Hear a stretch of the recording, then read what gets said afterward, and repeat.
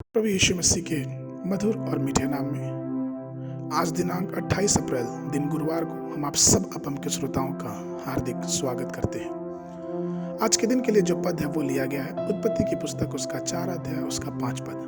परंतु कैन और उसकी भेंट को उसने ग्रहण न किया, तब कैन अति क्रोधित हुआ और उसके मुंह पर उदासी छा गई।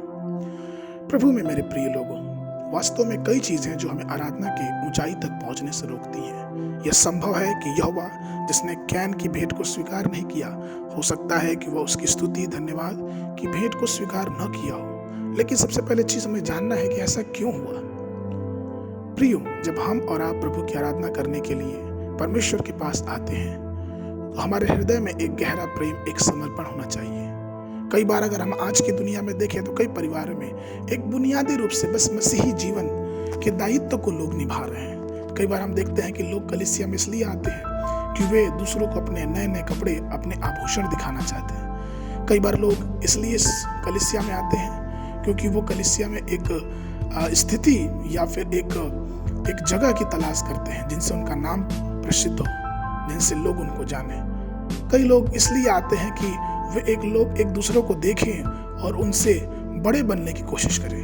लेकिन प्रभु में प्रिय लोगों, मत्ती रचित सुसमाचार उसके 15 अध्याय 7 से 9 पद में वचन कहता है, हे कपटियों, यशायाह ने तुम्हारे विषय में यह भविष्यवाणी ठीक ही की है कि ये लोग होठों से तो मेरा आदर करते हैं, पर उनका मन मुझसे दूर रहता है, और ये व्यर्थ मेरी उपासना करते हैं, क्योंकि मनुष्यों की विधियों का धर्मोपदेश करके सिखाते हैं।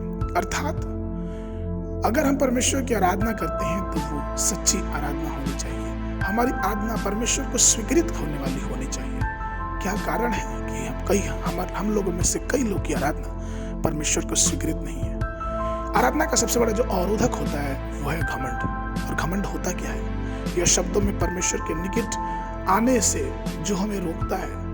यह हमें दिखाई तो नहीं देता, लेकिन ये हमारे कामों में दिखाई देता है। परमेश्वर कभी भी किसी पाखंडी या घमंडी की प्रार्थनाओं को स्वीकार नहीं करता, उसकी भेंटों को स्वीकार नहीं करता, क्योंकि घमंडी मनुष्य सिर्फ एक मनोरंजक रूप से परमेश्वर की स्तुति करते हैं।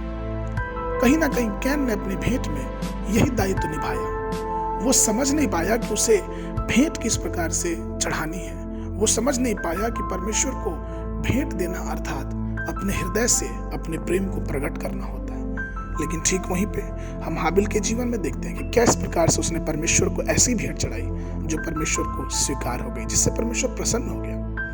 और ये सिर्फ विश्वास के द्वारा हुआ कि उसने अपने हृदय में प्रभु की बातों को समझा और जाना। उसे पता चला कि मेरा हृदय परमेश्वर के सामने शुद्ध और साफ होना चाहिए। हमारे विचार परमेश्वर के सामने दीन होने चाहिए। और हमको और आपको मालूम है किस प्रकार से उसने अपनी भेड़ बकरियों में से पहिलौठों को लिया और बलि करके परमेश्वर के सामने चढ़ाया। परमेश्वर में प्रिय लोगों, हमें इस बात को समझना है कि परमेश्वर की आराधना करने का तात्पर्य होता है कि हम अपने आप को विनम्रता से परमेश्वर के सामने आने दें। हम पूरी तरह से परमेश्वर की उपासना करें और अपने आप को विनम्र करके परमेश्वर के हाथों में दे दें। तत्पश्चात परमेश्वर की अनुग्रह, परमेश्वर की बरकत हम अपने जीवनों में देखने वाले हो सकेंगे। आज के मनन के लिए जो पद है वो लिया गया है रोमियो की पत्री उसका 12 अध्याय उसका पहला पद। इसलिए हे भाइयों, मैं तुमसे परमेश्वर की तरह स्मरण दिलाकर कहता हूँ कि अपने शरीर को जीवित और पवित्र और परमेश्वर को भावता हुआ बलिदान करके चढ़ाओ, यही तुम्हारी आत्मिक सेवा है। बाइबल अध्ययन सुबह के समय पहला राजा की पुस्तक उसका 3, 4 और 5वां अध्याय, और संध्या के समय लूका रचित सुसमाचार उसका 20 अध्याय 1 पद से लेके 26 पद तक। परमेश्वर आप सबको आशीष देवे।